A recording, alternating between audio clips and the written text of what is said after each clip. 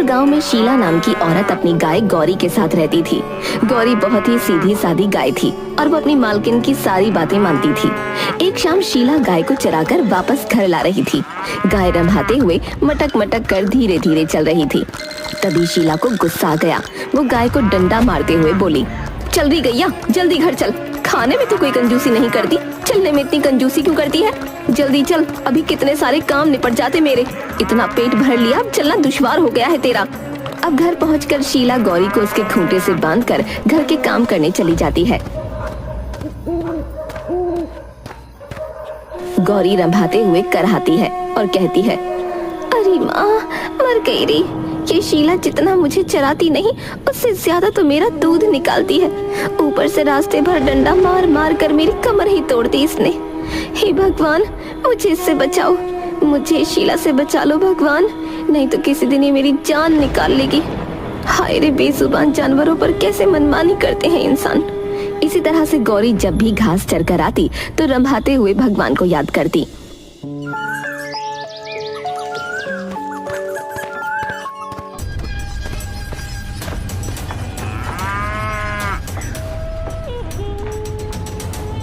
ले खा ले गौरी, खा ले। चारा खा खा कर भैंस जैसी मोटी होती जा रही है। ज्यादा दूध देने के नाम पर तेरी नानी मरती है।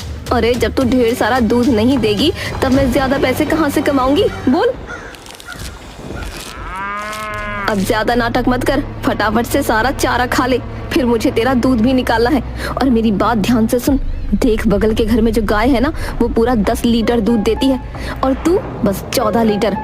इतना हरा घास खिला रही हूँ, दूसरी गायों से तगड़ी है तू। कम से कम 20 लीटर दूध देना चाहिए तुझे, कुछ तो इज्जत कर मेरी।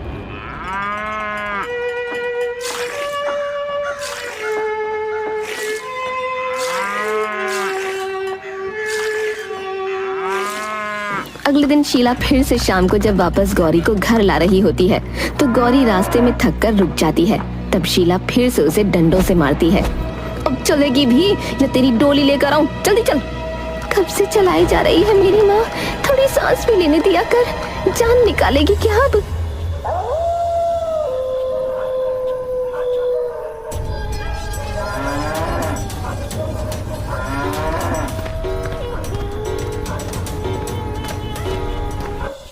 घर पहुंचकर गौरी दर्द में फिर से रंभाते हुए भगवान को याद करती है। ओए हे भगवान, मुझे शीला से बचाओ। इस लालची औरत को बस दूध चाहिए, मेरी सेहत का तो बिल्कुल ख्याल नहीं इसको। सुन रहे हो ना प्रभु, रक्षा करो, मेरी रक्षा करो।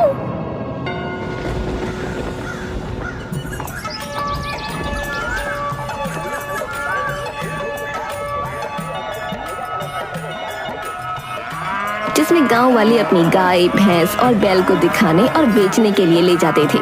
इस बार शीला भी गौरी को लेकर मेले में गई। गौरी अपनी सीधी सादी आदतों और खूबसूरती के कारण गांव में पहले ही मशहूर थी। अरे ये तो वही गौरी है ना, जो सबसे ज्यादा दूध देती है भाई। कुछ भी कहो, नस्ल हो तो गौरी जैसी भाई। भाई वाह, मजा ही आ गया इसको देखकर तो। हाँ, लेकिन शीला इसे बहुत मारती है। बेचारी गौरी को कोई आराम ही नहीं मिलता इसके पास। अरे चुप रहो, मेरी गाय है, मैं उसके साथ जो चाहे करूं। तुम लोग कौन होते हो बोलने वाले? बस हम तो यही कह रहे थे कि जानवरों को भी प्यार से रखना चाहिए भाई। देखो तो कितनी मासूम लग रही गौरी है। मेरी गौरी जितना खाती है उतना दूध भी देगी। अब चुपचाप निकलो यहाँ से, नहीं तो मुझे जानवरों के साथ साथ तुम जैसों का इलाज भी अच्छे से आता है। गौरी चुपचाप ये सुन रही थी। उसे महसूस हुआ कि लोग उसकी हालत पर तरस खा रहे हैं। जब मेला खत्म हुआ तो शीला उसे घर वापस लाने लगी। रास्ते में गौरी धीमे चल रही थी और शीला को गुस्सा आ गया। चल रही गैया, तेरे नखरे अब मैं बर्दाश्त नहीं करूंगी। अगर तू ज्यादा दूध नहीं देगी तो बेच दूंगी तुझे। अरे क्या बोल रही है शीला, मैं इसको अपना सारा दूध एक बार में ही दे देती हूँ, ऊपर से ये मुझे बेचने का सोच रही है। हे भगवान, क्या करूँ?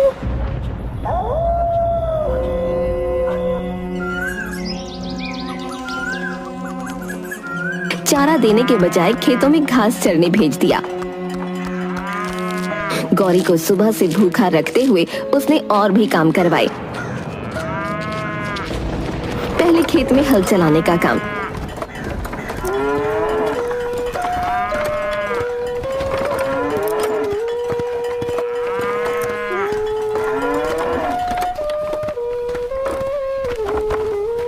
फिर घर लौटकर पानी के घड़े खींचने का। सुन रही गौरी, अब तेरे खाली दूध देने से काम न चलेगा, तुझे और भी काम करने पड़ेंगे। हाँ हाँ, क्यों नहीं, सारे काम मुझसे ही करवा ले शीला। खुद खाली बैठकर पड़ोस की औरतों से जुगलखोरी कर, ये क्या दिन देखने पड़ रहे हैं मुझे। अब बैलों वाले काम भी मुझे करने होंगे। कलयुग है, घोर कलयुग। ज्यादा नाटक मत कर, मैं तेरी मालकिन हूँ, जो चाहिए मुझे वो करना होगा तुझे। इसमें तो मेरी जान ही निकल जाएगी।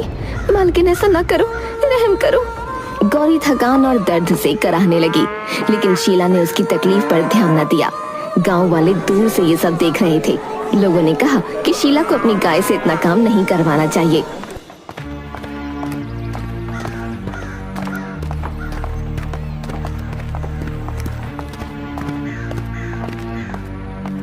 शीला, ये क्या कर रहे हो भाई?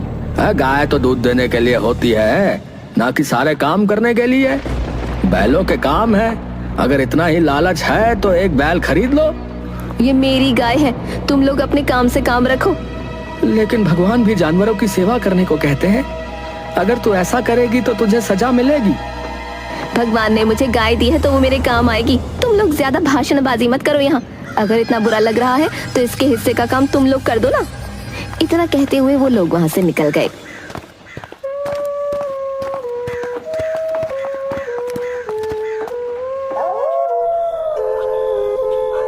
उस रात गौरी दर्द और थकावट से कराह रही थी। उसे अपनी हालत पर बहुत दुख हो रहा था।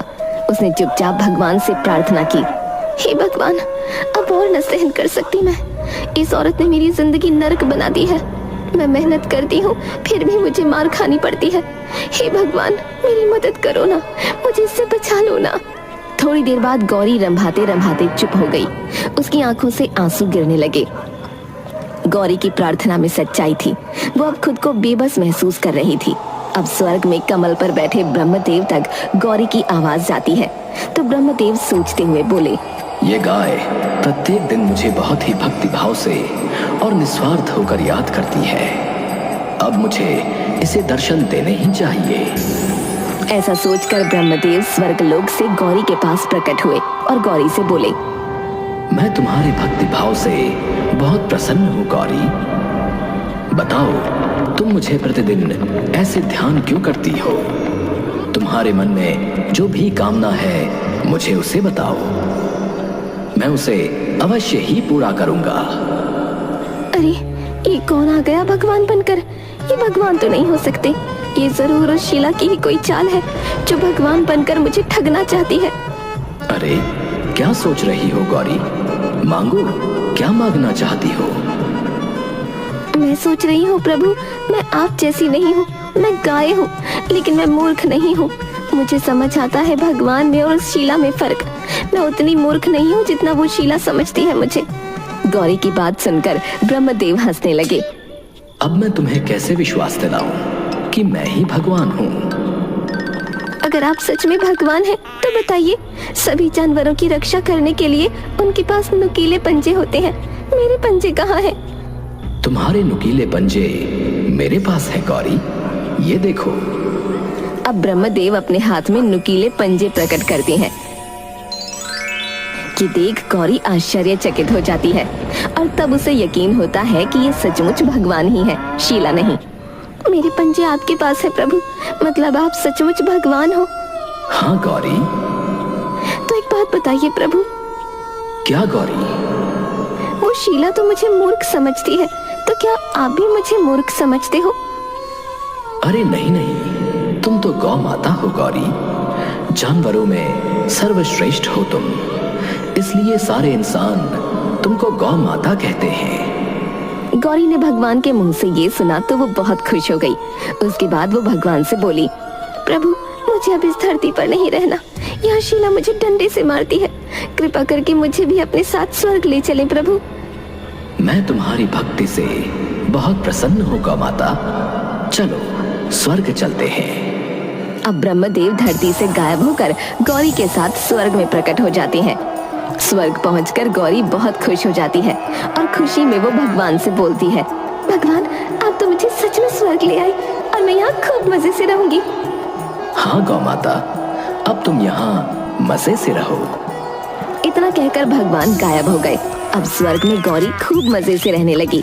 वो पूरा दिन स्वर्ग में घूमती रहती और उसे जब भी भूख लगती तो वो स्वर्ग के हरे भरे बाग में जाकर मजे से हरी भरी घास खाती। एक दिन गौरी घास खाते खाते इंद्रदेव के बाग में चली गई। तभी वहाँ सुरक्षा कर रहे पहरेदार ने उसे देखकर कहा, अरे ये गाय यहाँ कैसे आ गई? किसकी गाय है ये? वहाँ पर किसी और को न पाकर वो पहरेदार गौरी से पूछता है, अरे गाय, तुमको नहीं पता क्या? ये इंद्रदेव का प्रिय बाग है। यहाँ किसी भी बाहरी जानवर का आना सख्त मना है। अरे मुझे नहीं पता था भाई कि इंद्रदेव का बाग है। मैंने तो यहाँ हरी हरी घास देखी तो वही खाने यहाँ चली आई। इस गाय ने तो पूरा बागान खराब कर दिया। चलो अब इंद्रदेव से चलकर माफी मांग लो, वरना वो तुम्हें बहुत भयानक सजा देंगे।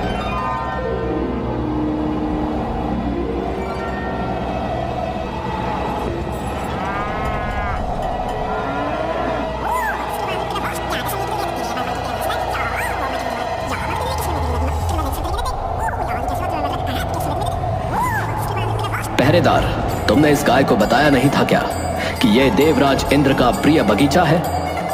इस बगीचे में तो देवगण भी बिना आज्ञा प्रवेश नहीं करते, और तुम जानवर होकर यहाँ चली आई। मैंने इसको बताया था देवराज, तो ये भोली बनकर बोली मुझे नहीं पता था। क्या इस गाय का ये दुस्साहस कि ये मेरे बगीचे को नहीं पहचानती? अब तो इसकी सजा इसे अवश्य मिलेगी। प्रभु, मुझे सच में नहीं पता था कि वो आपका बाग है। इंद्रदेव को ऐसा लगता है जैसे गाय झूठ बोल रही है, लेकिन तभी अचानक उनके मन में एक विचार आता है और वो सभा में बैठे हुए हर एक देवता से पूछते हैं कि ये गाय किसकी है, लेकिन सब मना कर देते हैं कि उनमें से किसी ने इस गाय को पहले कभी नहीं देखा। अब इंद्रदेव गाय से पूछते हैं, अच्छा ये बताओ गाय, तुम कहाँ से आई हो? कहीं कोई मायावी राक्षस तो नहीं? जल्दी बताओ। प्रभु, मैं तो धरती पर रहती हूँ, मुझे यहाँ खुद भगवान लेकर आए हैं। यहाँ का भगवान मैं ही हूँ, लेकिन मैं तुमको यहाँ लेकर नहीं आया, तो कौन लेकर आया है तुम्हें? इस बात पर गौरी चुप होकर थोड़ी देर सोचती है। उसके बाद वो ब्रह्मदेव का नाम लेती है। ये सुनकर वहाँ मौजूद सारे देवता हंसने लगते हैं और इंद्रदेव गुस्से में गौरी से कहती है, गाय, तुम अपना झूठ छुपाने के लिए ब्रह्मदेव का नाम ले रही हो। अब तो तुमको इसकी सजा मिलकर रहेगी। इंद्रदेव गौरी को सजा देने के लिए जैसे ही आगे बढ़ते हैं, गौरी ये देखकर रंभाते हुए भगवान को याद करने लगती है। जब सजा सुनी तो देखो कैसे रंभा रही है, जैसे यहाँ तुझे कोई बचाने आएगा। अब सजा पाने को तैयार हो जा। बचाइए भगवान, मेरी रक्षा कीजिए भगवान।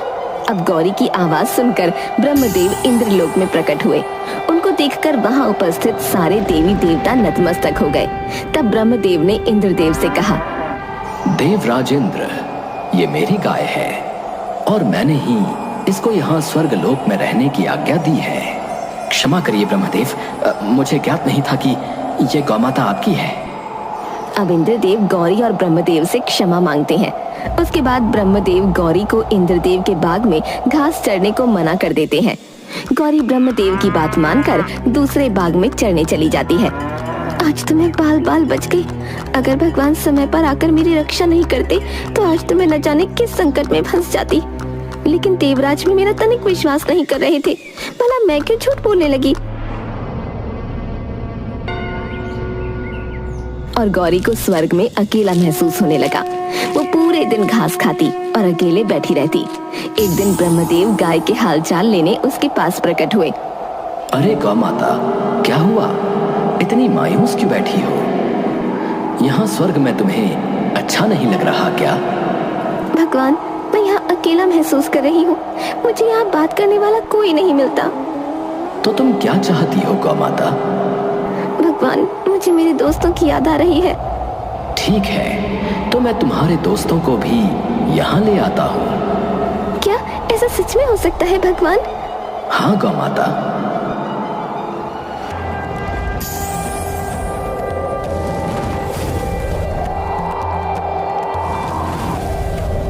अब धरती पर जहाँ गौरी के 4-5 दोस्त गाय बैठी होती, वो वहाँ प्रकट होते और सबको लेकर स्वर्ग में गौरी के पास ले जाते हैं।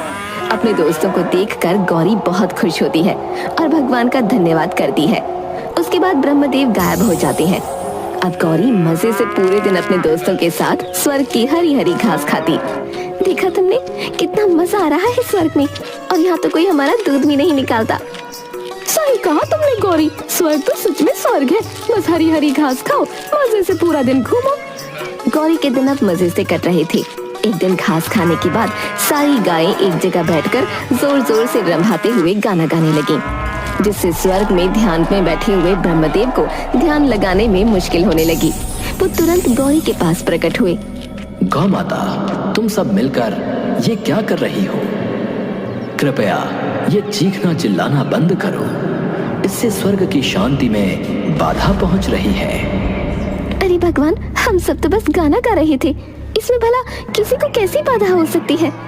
नहीं, तुम सब गाना बंद करो। भगवान की ये बात सुनकर सारी गायें खड़ी हो जाती हैं, लेकिन गौरी भगवान से बहस करने लगती है। देखो गौ माता, अगर तुम सबको स्वर्ग में रहना है तो शांति से रहना पड़ेगा। नहीं भगवान, अगर हमको यहाँ चुप होकर रहना पड़ेगा तो हमें नहीं रहना यहाँ। हमें अपनी धरती पर ही भेज दो, कम से कम हमें वहाँ बोलने की आजादी तो मिलेगी। स्वर्ग में गूंगा बनकर नहीं रहना हमें।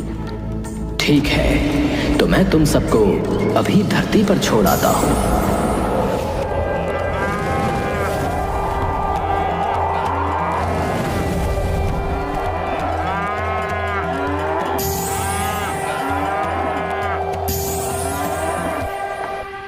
भगवान के इतना बोलते ही अचानक से गौरी की आंख खुल गई।